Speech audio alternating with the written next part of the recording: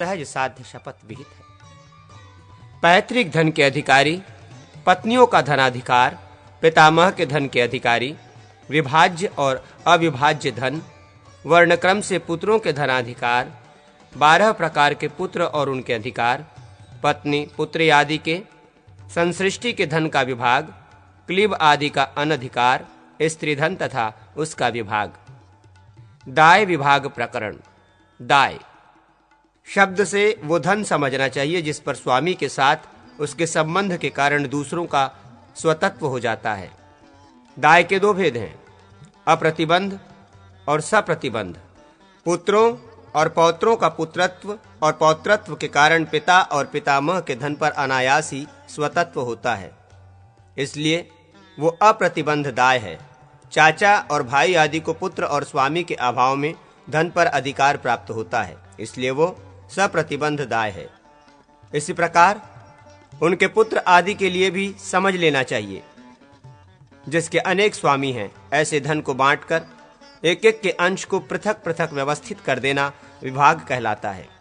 इस अध्याय में दाय विभाग और स्वत्व पर विचार किया गया है, जो धर्म शास्त्रकारों एवं महिषियों को अभिमत है। अग्निदेव कहते हैं, वशिष्ठ, यदि पिता अपने जीवन में सब पुत्रों में धन का विभाजन करे तो वो इच्छा अनुसार ज्येष्ठ पुत्र को श्रेष्ठ भाग दे या सब पुत्रों को समांश भागी बनाए।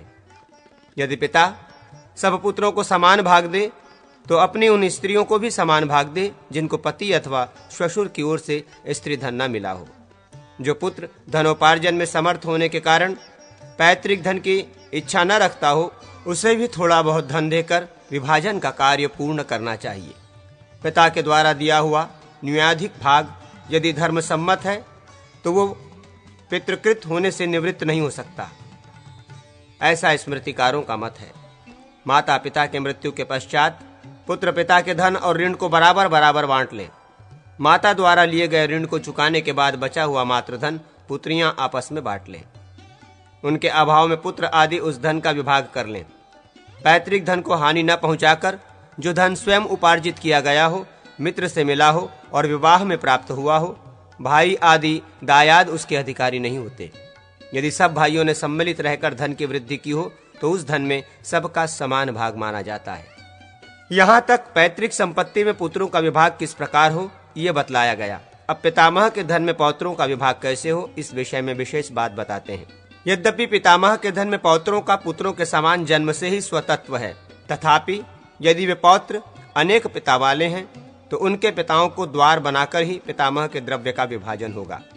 सारांश ये कि यदि संयुक्त परिवार में रहते हुए ही अनेक भाई अनेक पुत्रों को उत्पन्न करके परलोकवासी हो गए और उनमें से एक के 2, दूसरे के 3 और तीसरे के 4 पुत्र हों, तो उन पौत्रों की संख्या के अनुसार पितामह की संपत्ति का बंटवारा नहीं होगा, अपितु उन पौत्रों के पिताओं की संख्या के अनुसार होगा।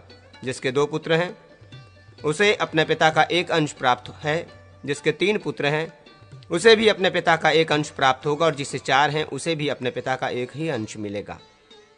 पितामह द्वारा अर्जित भूमि, निबंध और द्रव्य में पिता और पुत्र दोनों का समान स्वामित्व है।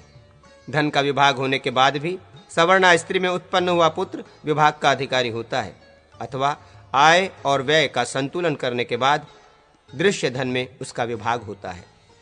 पिता पितामह आदि के क्रम से आया हुआ जो द्रव्य दूसरों ने हर लिया हो और असमर्थतावश पिता आदि ने उसका उद्धार नहीं किया हो, उसे पुत्रों में से एक कोई भी पुत्र अन्य बंधुओं की अनुमति लेकर यदि अपने प्रयास से प्राप्त कर ले तो वो उस धन को स्वयं ले ले। अन्य दायादों को न बांटें, परंतु खेत का उद्धार करने पर उद्धारकर्ता उसका 1/4 अंश स्वयं ले, शेष भाग सब भाइयों को बराबर बराबर बांट दे। इसी तरह से विद्या से, शास्त्रों को पढ़ने पढ़ाने या उसकी व्याख्या करने से जो धन प्राप्त हो उसको भी दायाद में न बांटें। माता पिता अपनी जो वस्तु जिसे दे दें वो उसी का धन होगा। यदि पिता के मरने पर पुत्रगण पैतृक धन का विभाजन करें तो माता भी पुत्रों के समान भाग की अधिकारिणी होती है।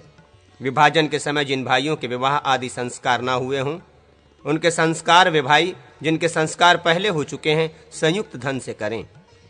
अविवाहिता बहनों के भी विवाह संस्कार सब भाई अपने भाग का चतुरांश देकर करें। ब्राह्मण से ब्राह्मणी आदि विभिन्न वर्णों की स्त्रियों में उत्पन्न हुए पुत्र वर्ण क्रम से 4, 3, 2 और 1 भाग प्राप्त करें। इसी प्रकार क्षत्रिय से क्षत्रिया आदि में उत्पन्न 3, 2 एवं 1 भाग और वैश्य से वैश्य जातीय एवं शूद्र जातीय स्त्री में उत्पन्न पुत्र क्रमशः 2 और 1 अंश के अधिकारी होते हैं। धन विभाग के पश्चात जो धन भाइयों द्वारा एक दूसरे से अपहृत किया गया दृष्टिगोचर हो, उसे सब भाई पुनः समान अंशों में विभाजित कर लें। ये शास्त्रीय मर्यादा है। पुत्रहीन पुरुष के द्वारा दूसरे के क्षेत्र में नियोग की विधि से उत्पन्न पुत्र धर्म के अनुसार अपने दोनों पिताओं के धन और पिंडदान का अधिकारी होता है। अपने समान वर्ण की स्त्री जब धर्म विवाह के अनुसार ब्याह कर लाई जाती है तो उसे धर्मपत्नी कहते हैं। अपनी धर्मपत्नी से स्वकीय वीर्य द्वारा उत्पादित पुत्र औरस कहलाता है। ये सब पुत्रों में मुख्य है। दूसरा पुत्री का पुत्र है, ये भी औरस के ही समान है। अपनी स्त्री के गर्भ से किसी सगोत्र या सपिंड पुरुष के द्वारा अथवा देवर के द्वारा उत्पन्न पुत्र क्षेत्रज कहलाता है। पति के घर में छिपे तौर पर जो सजातीय पुरुष से उत्पन्न होता है वो गूढ़ज माना जाता है। अविवाहिता कन्या से उत्पन्न पुत्र कानीन कहलाता है, वो नाना का पुत्र माना गया है। जो अक्षत योनि अथवा क्षत योनि की विधवा से सजातीय पुरुष द्वारा उत्पन्न पुत्र है उसे पौनभर्व कहते हैं। जिसे माता अथवा पिता किसी को गोद दे दें वो दत्तक पुत्र कहा गया है। जिसे किसी माता पिता ने खरीदा या दूसरे माता पिता ने बेचा हो वो कृत पुत्र माना गया है। किसी को स्वयं धन आदि का लोभ देकर पुत्र बनाया गया हो तो वो कृत्रिम कहा गया है। जो माता पिता से रहित बालक मुझे अपना पुत्र बना लें ऐसा कहकर स्वयं आत्मसमर्पण करता है वो दत्तात्मा पुत्र है। जो विवाह से पूर्व ही गर्भ में आ गया और गर्भवती के विवाह होने पर उसके साथ परिणीत हो गया वो षडूढ़ज पुत्र माना गया है। जिसे माता पिता ने त्याग दिया हो वो समान वर्ण का पुत्र यदि किसी ने ले लिया तो वो उसका अपविद्ध पुत्र माना गया है। ये जो दो पूर्व कथित 12 पुत्र हैं इनमें से पूर्व के अभाव में उत्तर उत्तर पिंडदाता और धनांश का भागी होता है। मैंने सजातीय पुत्रों में धन विभाग की ये विधि बतलाई है। शूद्र के धन विभाग की विशेष विधि। शूद्र द्वारा दासी में उत्पन्न पुत्र भी पिता की इच्छा से धन में भाग प्राप्त करेगा। पिता की मृत्यु के पश्चात शूद्र की विवाहिता पत्नी से उत्पन्न पुत्र अपने पिता के दासी पुत्र को भी भाई की हैसियत से आधा भाग दे। यदि शूद्र की परिणीता से कोई पुत्र न हो तो वो भातृहीन दासी पुत्र पूरे धन पर अधिकार कर ले, परंतु ये भी तभी संभव है जब उसकी परिणीता की पुत्रियों के पुत्र न हो। उनके होने पर तो वो आधा भाग ही पा सकता है। जिसके पूर्वोक्त 12 प्रकार के पुत्रों में से कोई नहीं है ऐसा पुत्रहीन पुरुष यदि स्वर्गवासी हो जाए तो उसके धन के भागी क्रमशः पत्नी, पुत्रियां, माता पिता, सहोदर भाई, असहोदर भाई, भातृपुत्र, गोत्रज, सपिंड या समानोदक पुरुष, बंधु बांधव, आचार्य, शिष्य तथा सजातीय सहपाठी होते हैं। इनमें पूर्व के अभाव में उत्तरोत्तर धन के भागी होते हैं। सब वर्णों के लिए धन के विभाजन की यही विधि शास्त्र विहित है। वानप्रस्थ, सन्यासी और नैष्ठिक ब्रह्मचारियों के धन के अधिकारी क्रमशः एक आश्रम में रहने वाला धर्मभ्राता, श्रेष्ठ शिष्य और आचार्य होते हैं। बंटे हुए धन को फिर मिला दिया जाए तो वो संसृष्ट कहलाता है। ऐसा संसृष्ट धन जिन लोगों के पास है वे सभी संसृष्टि कहे गए हैं। संसृष्टत्व संबंध जिस किसी के साथ नहीं हो सकता किंतु पिता, भाई अथवा पितृव्य चाचा के साथ ही हो सकता है। यदि कोई संसृष्टि मर जाए तो उसके हिस्से का धन दूसरा संसृष्टि पुरुष मृत संसृष्टि के मृत्यु के बाद उसकी भार्या से उत्पन्न हुए पुत्र को दे दे। पुत्र न हो तो वो संसृष्टि स्वयं ही ले ले। पत्नी आदि को वो धन नहीं मिल सकता। यदि सहोदर संसृष्टि मर जाए तो दूसरा सहोदर संसृष्टि उसकी मृत्यु के पश्चात पैदा हुए पुत्र को उसका अंश दे दे। यदि पुत्र न हो तो वो स्वयं ही उस संसृष्टि के अंश को ले ले। असहोदर भाई संसृष्टि होने पर भी उसे नहीं ले सकता। अन्य माता के पेट से पैदा हुआ सौतेला भाई भी यदि संसृष्टि हो तो वो संसृष्टि भाता के धन को ले सकता है। यदि वो असंसृष्टि है तो उस धन को नहीं ले सकता, अथवा असंसृष्टि भी उस संसृष्टि के धन को ले सकता है, जबकि वो संसृष्टि उस असंसृष्टि का सहोदर भाई रहा हो। नपुंसक, पतित, उसका पुत्र, पंगु, उन्मत्त, जड़, अंध, असाध्य रोग से ग्रस्त और आश्रमांतर में गए हुए पुरुष केवल भरण पोषण पाने के योग्य हैं। इन्हें हिस्सा बटाने का अधिकार नहीं है। इन लोगों के औरस एवं क्षेत्रज पुत्र क्लीबत्व आदि दोषों से रहित होने पर भाग लेने के अधिकारी होंगे। इनकी पुत्रियों का भी तब तक भरण पोषण करना चाहिए जब तक कि वे पति के अधीन न कर दी जाएं। इन क्लीब, पतित आदि के पुत्रहीन सदाचारिणी स्त्रियों का भरण पोषण करना चाहिए। यदि वे व्यभिचारिणी या प्रतिकूल आचरण करने वाली हों तो उनको घर से निर्वासित कर देना चाहिए। स्त्री धन जो पिता, माता, पति और भाई ने दिया हो, जो विवाह काल में अग्नि के समीप मामा आदि की ओर से मिला हो तथा जो आधिवेदनिक आदि धन हो, वो स्त्री धन कहा गया है। जिसे कन्या के माता बंधु बांधवों ने दिया हो, जिसे पिता के बंधु बांधवों ने दिया हो तथा जो वर पक्ष की ओर से कन्या के लिए शुल्क रूप में मिला हो एवं विवाह के पश्चात पतिकुल से जो वधु को भेंट मिला हो, वो सब स्त्रीधन कहा गया है।